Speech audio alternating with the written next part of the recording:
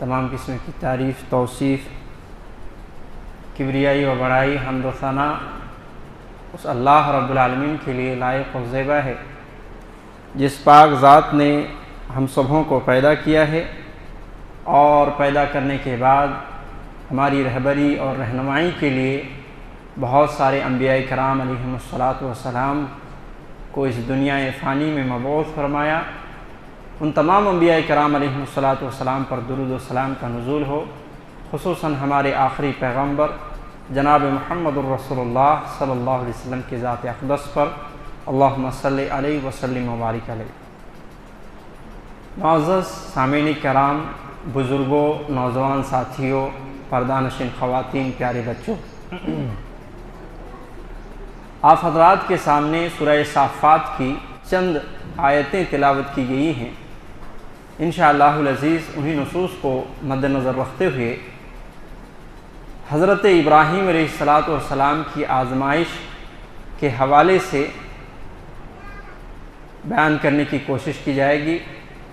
اللہ رب العالمین سے دعا ہے کہ اللہ رب العالمین مجھے صحیح طریقے سے بولنے، ہم سبوں کو سننے، سمجھنے اور ساتھ ہی ساتھ نیک اعمال کرنے کی توفیق عطا فرمائے۔ سامعین کرام، حضرت ابراہیم علیہ السلام کی زندگی میں اللہ رب العالمین نے بہت ساری آزمائشیں کی، اور اللہ رب العالمین نے خود قرآن مجید کے اندر اس بات کی گواہی دی ہے کہ اللہ رب العالمین کے یہاں انہوں نے ہر آزمائش میں کامیابی حاصل کی۔ حضرت ابراہیم علیہ السلام بہت اونچے پیغمبر ہیں، اولو العزم میں سے ان کا شمار ہے۔ 5 اولو العزم پیغمبر ہیں، حضرت نوح علیہ السلام، حضرت ابراہیم علیہ السلام، حضرت موسیٰ علیہ السلام، حضرت عیسیٰ علیہ السلام اور حضرت محمد الرسول اللہ صلی اللہ علیہ وسلم۔ انہی میں سے ایک حضرت ابراہیم علیہ السلام ہے۔ اسی طریقے سے آپ قرآن مجید کو دیکھیں تو قرآن مجید میں انبیاء کے نام سے 6 سورے ہیں، اور ان 6 سورے میں سے ایک سورہ ابراہیم بھی ہے۔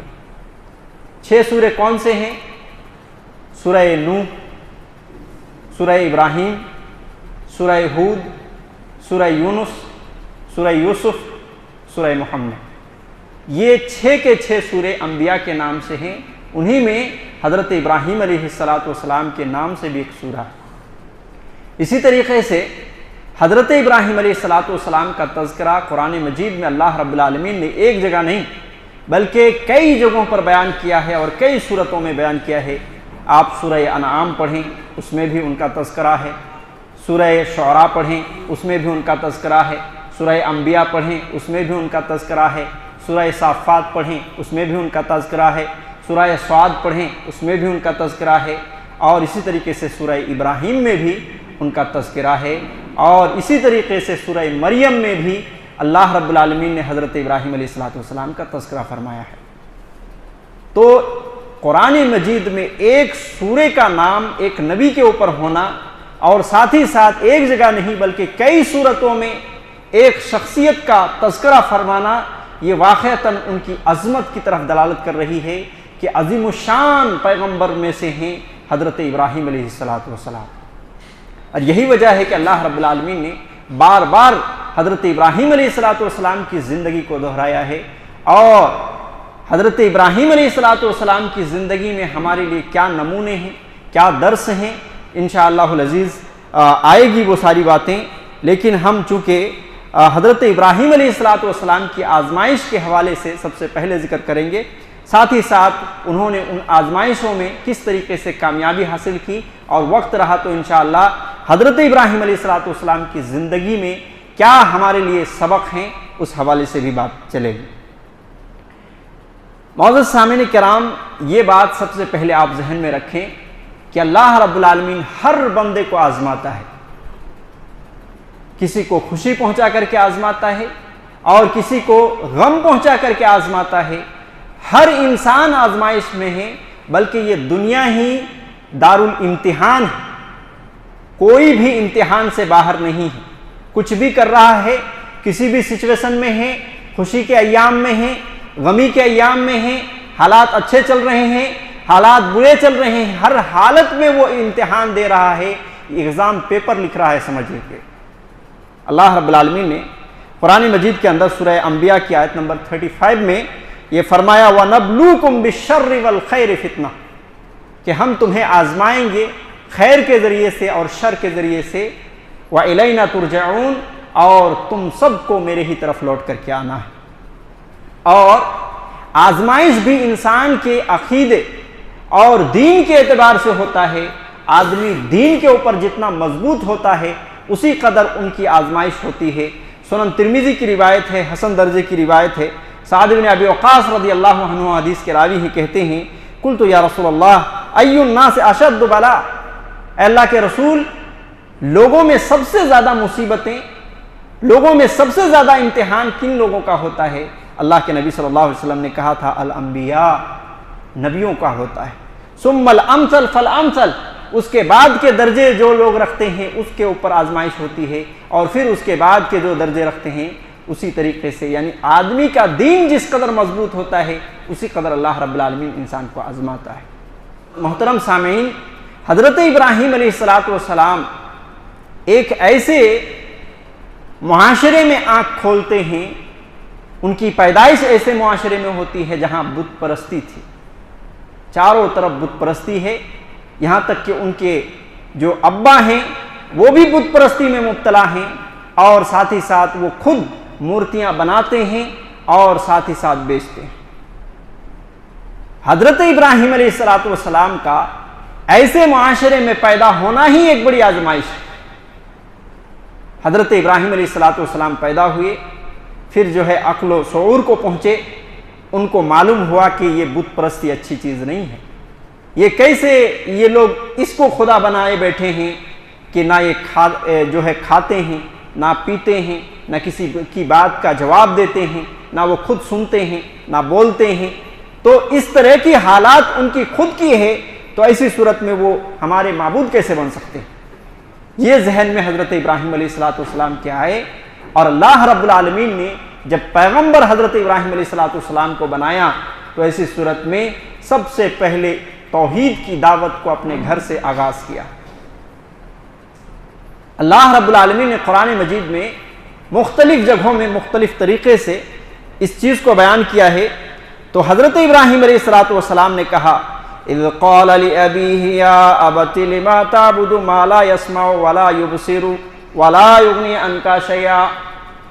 حضرت ابراہیم علیہ السلام سب سے پہلے اپنے گھر سے دعوت دین شروع کرتے ہیں، اور سب سے پہلے اپنے ابا کو سمجھاتے ہیں، کہتے ہیں ابا جان آپ ایسے کی کیسے عبادت کرتے ہیں اور کیوں عبادت کرتے ہیں؟ ما لا يسمع ولا يبصر، جو نہ دیکھ پاتا ہے اور نہ سن پاتا ہے، اور نہ ہی کسی چیز سے آپ کو بے پرواہ کر سکتا ہے، یعنی کوئی فائدہ پہنچا سکتا ہے۔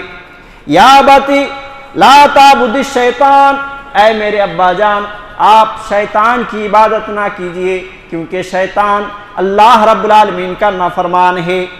اس طریقے سے حضرت ابراہیم علیہ السلام نے اپنے باپ کو سمجھانے کی کوشش کی، بڑے ہی عمدہ انداز میں انہوں نے ابو ابو کہہ کر کے سمجھایا، لیکن ابو کی طرف سے کیا جواب ملا؟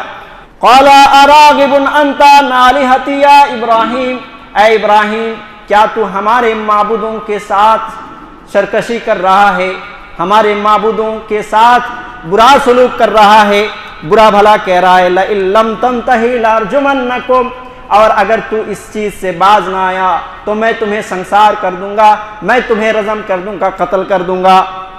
وَاہْجُرْنِی مَلِیًّا، جاؤ میرے سے تم ایک مدت تک کے لیے دور ہو جاؤ۔ حضرت ابراہیم علیہ السلام کی یہ پہلی آزمائش تھی، توحید کی دعوت اپنے ابا کو پیش کر رہے ہیں، ابا ان کو دھمکی دے رہے ہیں کہ اگر تم اس طرح کی باتوں سے باز نہ آئے تو ایسی صورت میں تمہیں قتل کر دیا جائے گا، میں تمہیں مار دوں گا، اور ساتھ ہی ساتھ اپنے گھر سے نکال رہے ہیں۔ حضرت ابراہیم علیہ السلام نے اپنی قوم کو بھی سمجھایا۔ قرآن مجید میں مختلف مقامات میں مختلف جو ہے اللہ رب العالمین نے الگ الگ انداز میں اس چیز کو بھی بیان کیا ہے۔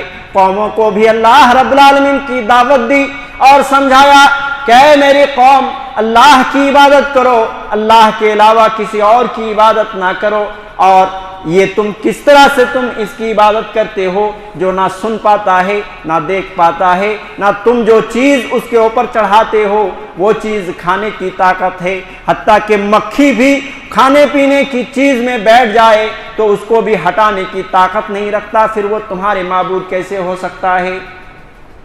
حضرت ابراہیم علیہ السلام نے مختلف طریقے سے سمجھایا، اسی میں سے ایک طریقہ یہ بھی تھا کہ میلے کا دن تھا، سارے لوگ میلے میں جا چکے تھے۔ حضرت ابراہیم علیہ السلام کو اس کے ابا نے کہا کہ کیا تم ہمارے ساتھ نہیں نکلو گے؟ الا تخرج معنا؟ تو حضرت ابراہیم علیہ السلام نے کہا انی سقیم، میں بیمار ہوں، اور اس طریقے سے وہ گھر میں ٹھہرے رہے۔ سارے لوگ اپنے گاؤں کو خالی کر دیے، میلے کی مصروفیات میں مصروف ہو گئے، اور حضرت ابراہیم علیہ السلام ان کے بت کدہ میں پہنچتے ہیں جہاں بت رکھے ہوئے تھے، اور لوگ عام طور پر وہاں جا کر کے وہ بتوں کی پوجا کرتے تھے۔ حضرت ابراہیم علیہ السلام وہاں جا کر سارے بتوں کو توڑ دیتے ہیں، اور ان میں سے جو سب سے بڑا بت ہوتا ہے، جو سب سے بڑی مورتی ہوتی ہے، اس کے کندھے پر وہ کلہاڑا رکھ دیتے ہیں اور پھر واپس چلے آتے ہیں۔ لوگ آ کر کے جیسے ہی میلے سے واپس آئے، دیکھے کہ ہمارے معبودوں کے ساتھ برا حال ہوا ہے، لوگ غصے میں بھڑک اٹھے، اور لوگوں نے کہا کہ کون ہے جو ہمارے معبودوں کے ساتھ اس طریقے کا معاملہ کیا ہے؟ کسی نے کہا کہ وہ نوجوان جو ہمارے معبودوں کو برا بھلا کہتا ہے، ہو نہ ہو وہی ہوگا، لے کے آؤ تاکہ ہم اس سے بات کریں۔ حضرت ابراہیم علیہ السلام کو بلایا جاتا ہے، حضرت ابراہیم علیہ السلام سے پوچھا جاتا ہے اے ابراہیم، کیا تم نے ہمارے معبودوں کے ساتھ اس طرح سے کیا ہے؟ قال بل فعلہ کبیرہم، تو حضرت ابراہیم علیہ السلام نے جواب دیا کہ بلکہ ان کے بڑے نے یہ کام کیا ہے، جس کے کندھے میں کلہاڑا رکھ دیا تھا حضرت ابراہیم علیہ السلام نے ان کی طرف اشارہ کیا اور کہا کہ اسی نے کیا ہوگا، اسی سے پوچھ لو اگر وہ بول سکتا ہے۔ یہ بات سن کر کے ان کے سر جھک گئے، کیونکہ وہ بھی جانتے تھے کہ وہ بول نہیں سکتا تھا۔ اللہ رب العالمین نے اس کو اس طرح سے ذکر کیا ہے کہ لقد علمت ما هؤلاء ينطقون، کہ ابراہیم تم بھی جانتے ہو کہ یہ بول نہیں سکتے۔ حضرت ابراہیم علیہ السلام نے فوراً جواب دیا کہ جب یہ بول نہیں سکتے، اس کی بھی طاقت نہیں ہے، تو تم اس کی عبادت کیسے کرتے ہو؟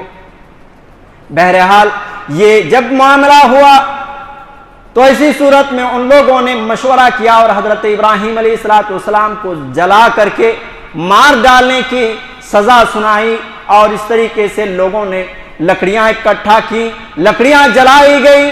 حضرت ابراہیم علیہ السلام کو منجنیق جس طریقے سے پھینکا جاتا ہے، پچھلے زمانے میں پتھروں کو پھینکنے کا ایک مشین بنایا جاتا تھا، اس کو منجنیق کہتے ہیں، اور اسی طریقے سے حضرت ابراہیم علیہ السلام کو اس آگ میں ڈالا گیا جو ان کے لیے سلگائی گئی تھی۔ حضرت ابراہیم علیہ السلام سب سے پہلے اللہ رب العالمین پر توکل کرتے ہوئے یہ کہتے ہیں حسبی اللہ ونعم الوکیل، یعنی میں اللہ رب العالمین پر بھروسہ کرتا ہوں اور وہی بہترین کارساز ہے۔ اللہ رب العالمین پر بھروسہ کرنا تھا، اللہ رب العالمین کی طرف سے حکم آتا ہے یا نار کونی بردا وسلاما علی ابراہیم، اے آگ ٹھنڈی ہو جا اور ابراہیم علیہ السلام کے لیے صحیح سلامت ثابت ہو جا، یعنی اتنا بھی ٹھنڈی نہ ہو کہ ابراہیم کے جسم کو ٹھنڈک پہنچے اور اس سے بھی تکلیف ہو۔ اللہ رب العالمین کا حکم ذرے ذرے پر چلتا ہے، آسمانوں میں بھی اللہ رب العالمین کا حکم چلتا ہے، زمینوں میں بھی حکم چلتا ہے، ہوا پانی اور اس طریقے سے دھوپ میں بھی اللہ رب العالمین کا حکم چلتا ہے۔ دنیا کی کوئی ایسی چیز نہیں جس کے اوپر اللہ رب العالمین کا حکم نہ چلتا۔ پھر کیا مجال تھی کہ وہ آگ حضرت ابراہیم علیہ السلام کو نقصان پہنچا سکتی تھی؟ وہ گلزار بن گیا، وہ گلزار بن گیا۔ کسی شاعر نے کیا خوب کہا ہے، آج بھی ہو جو ابراہیم سا ایما پیدا، آج بھی ہو جو ابراہیم سا ایما پیدا، آگ کر سکتی ہے انداز گلستہ پیدا۔ اگر اسی طریقے سے آج بھی ایمان رہے تو آج بھی یہ آگ بجھنے کے لیے تیار ہے۔ اللہ رب العالمین کی مہربانی، اللہ رب العالمین کی شفقت ہو سکتی ہے۔ معزز سامعین کرام، تو یہ ایک بڑی آزمائش تھی جو قوم کے لوگ جو ہے پورے بت پرستی میں مبتلا تھے، اور اس بت پرستی میں حضرت ابراہیم علیہ السلام نے توحید کی دعوت دی۔ تو یہ بھی ایک جگر کا کام ہے، ایک ہمت والا کام ہے، اور اللہ رب العالمین کی آزمائش میں یہاں بھی کامیاب ہے۔ حضرت ابراہیم علیہ السلام کو اس کے بعد ہجرت کرنا پڑا، اس جگہ کو چھوڑ کر دوسری جگہ جانا پڑا۔ راستے میں ایک ظالم و جابر بادشاہ جب بھی وہ کوئی خوبصورت لڑکیوں کو دیکھتا تھا اس سے جو ہے بدکاری کرنے کی کوشش کرتا تھا، ایسا بادشاہ تھا۔ حضرت ابراہیم علیہ السلام اور حضرت سارہ ان کی بیوی دونوں اپنے گاؤں چھوڑ کر کے نکل جاتے ہیں، ہجرت کر جاتے ہیں دوسری طرف۔ راستے میں وہ جابر و ظالم بادشاہ کا مقام پہنچتا ہے، وہیں سے ان کو گزرنا تھا۔ بادشاہ کے لوگوں نے ان کو روک لیا اور حضرت ابراہیم علیہ السلام سے پوچھوایا بادشاہ نے کہ پوچھو کہ وہ ابراہیم کے ساتھ وہ خوبصورت لڑکی کون ہے۔ حضرت ابراہیم علیہ السلام نے بیوی نہ کہہ کر کے بہن کہہ دیا۔ جب وہ اپنی بیوی کے پاس آئے تو کہنے لگے کہ بیوی، آج دنیا کے اندر صرف میں اور تم مسلمان ہو، اس کے علاوہ دنیا میں کوئی مسلمان نہیں، لہذا اسلامی رشتے سے اور مومن ہونے کے رشتے سے تم میری بہن ہو، اور اس وجہ سے میں نے ان کو بہن کہا ہے، لہذا تم میری باتوں کو جھٹلانا نہیں، یعنی جس طریقے سے میں نے بتایا ہے تم بھی اسی طریقے سے پوچھے تو بتانا۔ ظالم و جابر بادشاہ یہ سننے کے بعد بھی کہ اس کی بہن ہے، بہن کہنے سے وہ اس طریقے سے بدکاری نہیں کرتا تھا، مگر دوسری رہے تو ایسی صورت میں بدکاری کرتا تھا۔ حضرت سارہ علیہ السلام کو اپنے پاس بلایا۔ حضرت سارہ علیہ السلام کو غلط ارادے سے اس نے چھونے کی کوشش کی۔ صحیح بخاری کی روایت ہے، حضرت ابو ہریرہ رضی اللہ عنہ حدیث کے راوی ہیں، حدیث نمبر 2217 ہے۔ اللہ کے نبی علیہ السلام کہتے ہیں کہ وہ بادشاہ منہ کے بل زمین پر گرا اور اس کے پاؤں جو ہے وہ تھرانے لگے، اس طرح کی حالت اور کیفیت ہونے لگی۔ دراصل جب وہ بدکاری کی اس نے ارادہ کیا تو سارہ علیہ السلام نے اس کو یہ اجازت مانگی کہ میں بس 2 رکعت نماز پڑھنا چاہتی ہوں۔ انہوں نے وضو بنائی، 2 رکعت نماز پڑھی اور اللہ رب العالمین سے اس بات کی دعا کی۔ کیا دعا تھی؟ اللہم ان کنت آمنت بک و برسولک، اے اللہ اگر میں تیرے اوپر ایمان رکھتی ہوں اور تیرے رسول ابراہیم کے اوپر ایمان رکھتی ہوں، وَأَحْسَنْتُ فَرْضِي إِلَّا عَلَى زَوْجِي، اور میں نے اپنے شرمگاہ کو اپنے شوہر کے علاوہ کسی اور کے لیے حلال کبھی بھی نہیں کیا ہے، اگر ایسا ہے تو ایسی صورت میں فَلَا تُسَلِّطْ عَلَيَّ الْكَافِرِ، میرے اوپر کافر کو مسلط نہ کرنا۔ 3 باتوں کی واسطہ اللہ رب العالمین کے ہاں حضرت سارہ نے دی، اگر میں تمہارے اوپر ایمان رکھتی ہوں، تیرے نبی کے اوپر ایمان رکھتی ہوں، اور اپنے شرمگاہ کی حفاظت ہم نے کی ہوئی ہے سوائے شوہر کے، تو ایسی صورت میں تو مجھے بچا لے اور کافر کے تسلط سے ہمیں دور رکھ۔ اللہ رب العالمین نے بار بار اس طریقے سے اس کو جب اس نے ارادہ کیا برے خیالات کا، تب وہ منہ کے بل زمین پر گرا اور اسی طریقے سے وہ ہاتھ پاؤں کانپنے لگے۔ اور جب یہ 3 بار عمل آیا تو اسی صورت میں اس نے وہ سمجھ لیا کہ یہ اللہ کی بندی ہے۔ لوگوں سے کہا کہ تم لوگوں نے جنوں کو میرے پاس لے کر کے آئے ہو، لہذا وہاں سے ان کو رخصت کرتے ہوئے وہ اپنی لونڈی یا بعض روایت کے مطابق اپنی بیٹی حاضرہ علیہ السلام کو بطور تحفہ کے ابراہیم علیہ السلام کو دے دیا تھا، اور بعد میں حضرت حاضرہ سے حضرت ابراہیم علیہ السلام کا نکاح ہو گیا تھا۔ نکاح ہو گیا، اب حضرت ابراہیم علیہ السلام 80 سے زائد سال گزار چکے ہیں، بڑھاپے کی عمر آ چکی ہے، اس کے باوجود اولاد نہیں ہے۔ یہ بھی ایک آزمائش تھی، اور حضرت ابراہیم علیہ السلام بار بار دعا کرتے تھے، رب ہب لی من الصالحین، اے اللہ مجھے نیک اور بردبار بیٹا عطا کر۔ اللہ رب العالمین نے 80 سے زائد سال جب گزر گئے تو ایسی صورت میں اس دعا کو قبول کر لیا، اور فبشرناہ بغلام حلیم کہا کہ ہم نے تمہیں ایک بردبار بیٹے، فرما بردار بیٹے کی تمہیں خوشخبری دے دی۔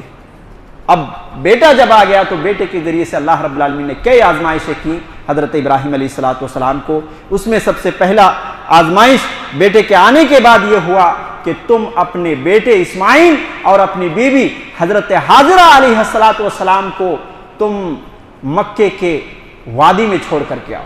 اور مکہ کی وادی اس وقت ایسی بنجر زمین تھی کہ جہاں پہ کوئی انسان نہیں رہتا تھا، کوئی گھر تک نہیں تھے، نہ چرند و پرند وہاں رہتے تھے، کوئی نہیں ہوتا تھا، صرف ایک وادی میدان ہے وہ، وہاں پہ چھوڑ کر کے آنے کی بات کہی۔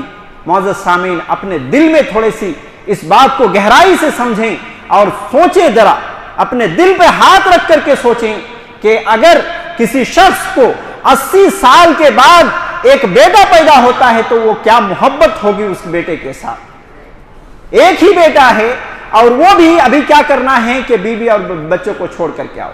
حضرت ابراہیم علیہ السلام نے ایک لمحہ کے لیے بھی نہیں سوچا، اللہ رب العالمین کے حکم کی تعمیل میں لگ گئے، اپنے بیوی اور اپنے بیٹے کو لے کر کے بے آب و گیاہ میدان مکہ کے سرزمین میں آتے ہیں۔ کھجور کے چند جو ہے ایک توشہ ہے اور اس طریقے سے پانی کا ایک مشکیزہ ہے۔ حضرت ابراہیم علیہ السلام آ کر کے یہاں سے چھوڑ کر کے رخصت ہوتے ہیں۔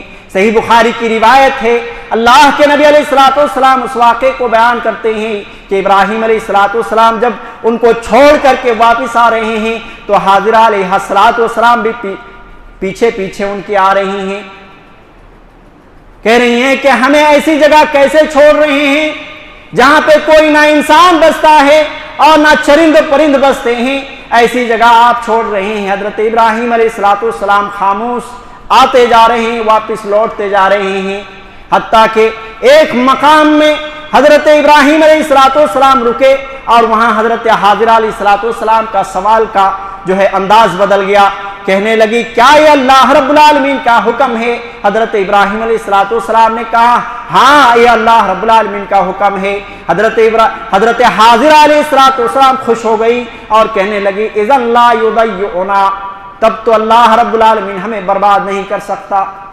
توکل دیکھیے اللہ رب العالمین کی ذرا، شوہر نہیں ہے، کوئی آس پاس میں انسان بھی نہیں ہے، کتنے طرح کے خطرات ہوں گے۔ ایک عورت کہیں پہ چھوڑ دیجئے جنگل و بیابان میں، وہ رہ نہیں سکتی، لیکن توکل علی اللہ ہے یہ کہ انہوں نے اللہ رب العالمین سے کس قدر بھروسہ کیا تھا کہ انہوں نے یہ خوش ہو گئی، وہ خوش ہو کر کے کہی اذا لا یضیعنا، تب تو اللہ رب العالمین ہمیں برباد نہیں کرے گا۔ اور توکل کرتے ہوئے پھر وہیں پہ جہاں چھوڑا تھا حضرت ابراہیم علیہ السلام نے وہاں چلی گئی، اور یہ بھی ایک بڑا آزمائش تھا۔ معزز سامعین، وقت بہت قلت ہے لہذا میں مختصراً آگے بڑھنا چاہوں گا۔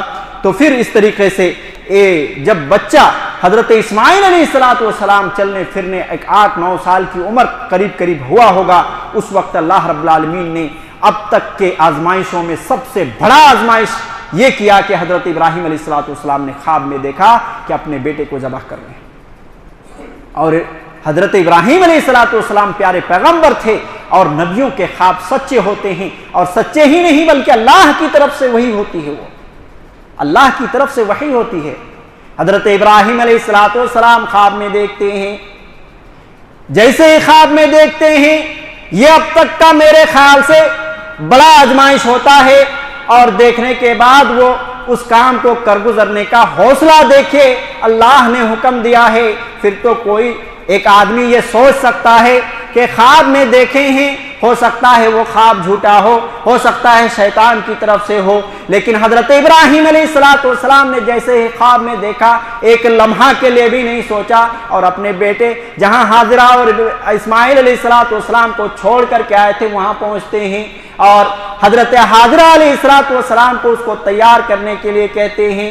پھر اپنے بیٹے کو ایک جگہ الگ جگہ پہ لے کے جاتے ہیں اور اپنے بیٹے سے مشورہ کرتے ہیں۔ کیا کہا؟ فلما بلغ معه السعي قال يا بني اني ارى في المنام، جب وہ چلنے دوڑنے کودنے کی دوڑنے اور پھرنے کی عمر کو اسماعیل علیہ السلام پہنچے تو ایسی صورت میں کیا کہا؟ یا بنی انی ارى في المنام، اے میرے بیٹے میں خواب میں دیکھ رہا ہوں، انی اذبحک، میں تمہیں ذبح کر رہا ہوں، فانظر ماذا ترى، بتاؤ تمہاری کیا رائے ہے۔ وہ بیٹا جس کو اللہ رب العالمین سے مانگا تھا، وہ صالح نیک اور بردبار بیٹے کا جواب بھی ایک عجیب و غریب ہے اور یاد رکھنے کی بات ہے، بلکہ سونے کے پانی میں لکھنے لائق ہے۔ حضرت اسماعیل علیہ السلام جواب دیتے ہیں، یا ابت افعل ما تؤمر، اے میرے ابا جان، اللہ کی طرف سے جو حکم ہوا ہے وہ کر گزریے، ستجدونی انشاء اللہ من الصابرین، اللہ نے چاہا تو مجھے صبر کرنے والوں میں سے پائیں گے۔ دیکھیے ابا کا ایمان کا لیول دیکھیے اور بیٹے کا ایمان اور صبر و استقامت کا لیول دیکھیے کہ آج اگر اس طریقے سے کوئی کسی کو کہا جاتا ہم اور آپ نہیں کر سکتے تھے۔ اور بیٹا دیکھیے کتنا حلیم بردبار نیک صالح بیٹا ہے کہ وہ مشورہ میں بھی چوں چرا تک نہیں کیا، اس نے کوئی اور دوسرے رائے اور راستے نکالنے کی بھی بات نہیں کہی، بلکہ سیدھی بات یہ کہی کہ اللہ کا جو حکم ہے اللہ ابا وہ کر گزریے، انشاءاللہ صبر کرنے والوں میں سے پائیں گے۔ پھر وہ منظر بھی آیا، زمین و آسمان نے وہ منظر بھی دیکھا کہ جب حضرت ابراہیم علیہ السلام نے اپنے بیٹے کو مینا کے میدان میں لے کر کے جاتے ہیں اور پیشانی کے بل اپنے بیٹے کو لٹا دیتے ہیں اور چھری چرانے کے لیے بالکل تیار ہو جاتے ہیں ابراہیم علیہ السلام، آسمان بھی رویا ہوگا، زمین بھی رویا ہوگا، یہ کیا منظر ہے۔ ایسے منظر میں حضرت ابراہیم علیہ السلام کے یہ حالت اور کیفیت دیکھ کر کے اللہ رب العالمین نے کیا کیا؟ قرآن مجید کہتا ہے فَلَمَّا أَسْلَمَا وَتَلَّهُ لِلْجَبِينِ، جب ان دونوں نے یہ بات مان لی کہ ہاں ذبح کرنا ہے، ہاں ذبح ہونا ہے، یہ دونوں نے یہ بات مان لی اور ابا نے پیشانی کے بل ان کو لٹا دیا، چھری چلانا ہی تھا کہ اللہ رب العالمین کی طرف سے آواز آئی وَنَادَيْنَاهُ أَن يَا إِبْرَاهِيمُ، ہم نے ابراہیم علیہ السلام کو پکارا، اے ابراہیم قد صدقت الرؤیا، تم نے اپنے خواب کو سچ کر دکھایا، وَكَذَلِكَ نَجْزِي الْمُحْسِنِينَ، اور ہم اسی طریقے سے احسان کرنے والے نیک عمل کرنے والے کو بدلہ دیتے ہیں۔ حضرت ابراہیم علیہ السلام نے وہ خواب سچ کر دکھایا۔ جب چھری چلنے ہی والا تھا، سوچئے جس طریقے سے ہم جانوروں کو ذبح کرنے کے لیے لٹا دیتے ہیں، چھری تیز کر کے گردن میں رکھ دیتے ہیں، تو پھر اس کے بعد کوئی آپشن نہیں رہتا ہے۔ اسی طریقے سے حضرت ابراہیم علیہ السلام نے کیا تھا، اور پھر اللہ رب العالمین نے جنت سے ایک مینڈھا بھیج دیا اور حضرت ابراہیم علیہ السلام نے اس مینڈھے کی قربانی کی، اور یہی وہ قربانی ہے جس سنت کو اللہ کے نبی علیہ السلام نے جو ہے کیا ہے، اور 10 سال تک حدیث کی روح سے ثبوت اس کا ملتا ہے کہ 10 سال تک مدینے کی زندگی میں آپ صلی اللہ علیہ وسلم قربانی کرتے رہے، اسی سنت کو زندہ کرتے ہوئے۔ معزز سامعین، ایک عظیم قربانی تھی۔ حضرت ابراہیم علیہ السلام جب قربانی کا موقع آتا ہے، حضرت ابراہیم علیہ السلام کا ذکر ضرور ملتا ہے۔ ابراہیم علیہ السلام کو جو یہ تمام آزمائشیں ملی، آزمائشوں کے بدلے میں ہر آزمائش میں وہ اعلیٰ درجے کی کامیابی انہوں نے حاصل کی، اس کا بدلہ کیا ملا، ان کو صلہ کیا ملا؟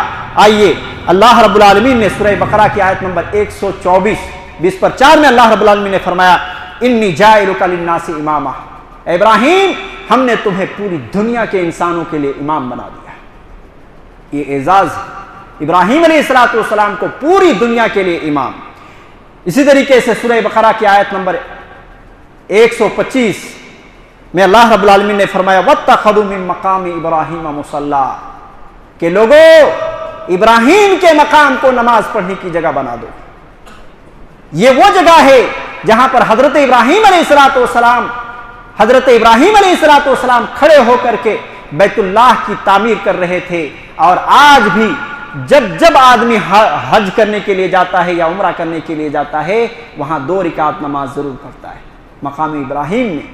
تو اللہ رب العالمین نے یہ اعزاز بخشی ابراہیم علیہ السلام کی کہ اس جگہ کو جہاں پہ وہ کھڑے ہو کر کے بیت اللہ کی تعمیر کر رہے تھے، اس جگہ کو ہی اللہ رب العالمین نے نماز پڑھنے کی جگہ بنا دی۔ اسی طریقے سے سورہ نساء کی آیت نمبر 25 میں اللہ رب العالمین نے یہ اعزاز دیا وَاتَّخَذَ اللَّهُ إِبْرَاهِيمَ خَلِيلًا، کہ اللہ رب العالمین نے ابراہیم کو خلیل بنا دیا۔ اللہ رب العالمین نے اپنا خلیل بنایا، خلیل کہتے ہیں جگری دوست کو، اللہ رب العالمین نے اپنا دوست کس کو چنا؟ حضرت ابراہیم علیہ السلام کو۔ پوری انسانیت میں حضرت آدم علیہ السلام سے لے کر قیامت تک صرف دو ہی انسان ایسے ہیں جن کو اللہ رب العالمین نے اپنا خلیل چنا ہے، اپنا خلیل بنایا ہے، حضرت ابراہیم علیہ السلام اور حضرت محمد الرسول اللہ صلی اللہ علیہ وسلم۔ یہ دو ہی خلیل گزرے ہیں میرے بھائیوں، اس کے علاوہ کوئی خلیل نہیں۔ یہ کتنا اونچا مقام ہے کہ اللہ رب العالمین کسی کو دوست بنا لے اور دوست کی جو ہے بشارت قرآن مجید میں سنا دے کہ ابراہیم علیہ السلام کو ہم نے دوست بنا لیا۔ اسی طریقے سے ابراہیم علیہ السلام کا مقام میں ایک مقام یہ بھی ہے کہ ابراہیم کی زندگی تو وہ رہی، اپنی زندگی بہترین زندگی، زبردست زندگی، لیکن اس امت کے لیے بھی بڑے رہنما ہیں، اور یہی وجہ ہے کہ اللہ کے نبی علیہ السلام نے جو درود سکھایا ہے، اس درود میں حضرت ابراہیم علیہ السلام کے بھی، ان کے آل و اولاد کے اوپر بھی درود ہم بھیجتے ہیں، جیسے محمد رسول اللہ صلی اللہ علیہ وسلم اور ان کے آل و اولاد پر ہم درود بھیجتے ہیں، اسی طریقے سے ابراہیم اور ان کے آل و اولاد پر درود بھیجتے ہیں۔ اللہم صلی علی محمد وعلی آل محمد کما صلیت علی ابراہیم وعلی آل ابراہیم انک حمید مجید، اللہم بارک علی محمد وعلی آل محمد کما بارکت علی ابراہیم وعلی آل ابراہیم انک حمید مجید۔ یہاں درود میں دیکھیں حضرت ابراہیم علیہ السلام اور ان کی آل و اولاد پر آج تک درود، بلکہ قیامت تک یہ درود چلتے رہیں گے اور ان کے اوپر درود بھیجتا جائے گا۔ اللہ رب العالمین نے کہا تھا کہ ہم نے وَتَرَكْنَا عَلَيْهِ فِي الْآخِرِينَ، ہم نے ذکر خیر ابراہیم علیہ السلام کا آخر لوگوں کے لیے ہم نے چھوڑ دیا ہے۔ جب تک دنیا باقی رہے گی تب تک ان کا ذکر خیر چلتا رہے گا۔ یہ اللہ رب العالمین کی طرف سے اعزاز ہے۔ اور آپ کو معلوم ہے یہودی لوگ نصارہ کو برا کہتے ہیں، نصارہ لوگ یہودی کو برا کہتے ہیں، مگر یہ دونوں قسم کے لوگ چاہے وہ کرسچن ہوں یا وہ یہودی ہوں، ابراہیم علیہ السلام کی ضرور تعریف کرتے ہیں۔ امت محمدیہ تو ہے ہی ان کی تعریف کرنے والے، مگر یہود و نصارہ بھی ابراہیم علیہ السلام کی تعریف کرتے ہیں۔ ابراہیم علیہ السلام کے مقام میں ایک مقام یہ بھی ملا کہ حضرت ابراہیم علیہ السلام کو بہت اونچے پیغمبر بنائے گئے، جیسا کہ اللہ کے نبی صلی اللہ علیہ وسلم کی وہ معراج والی حدیث میں آپ دیکھ سکتے ہیں، تمام انبیاء نیچے ہیں، ساتویں آسمان میں کون ہیں؟ حضرت ابراہیم علیہ السلام۔ اسی طریقے سے ابراہیم علیہ السلام کو یہ مقام ملا میرے بھائیوں کہ حضرت ابراہیم علیہ السلام کے بعد جتنے بھی نبی آئے، چاہے وہ جو ہے اسماعیل علیہ السلام ہیں، اسحاق علیہ السلام ہیں، اسحاق کے بیٹے یعقوب علیہ السلام ہیں، یعقوب کے بیٹے یوسف علیہ السلام ہیں، ہود علیہ السلام ہیں، موسیٰ علیہ السلام ہیں، عیسیٰ علیہ السلام ہیں، داؤد علیہ السلام ہیں، ان کے بیٹے سلیمان علیہ السلام ہیں، یحییٰ علیہ السلام ہیں۔ اسی طریقے سے جتنے بھی نبی آئے انہی کے نسل سے ہیں، یہ بھی ایک بہت بڑا اعزاز ہے۔